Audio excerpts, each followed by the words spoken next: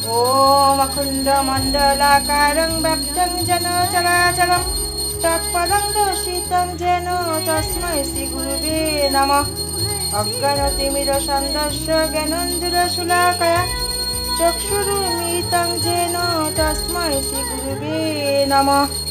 गुरुब्रह्मा गुरुविष्णु गुरुदेव महेश्वर गुरुदेव परं ब्रह्म तस्मै श्रीगुरुवे नमः। জয় নিতাই গৌর।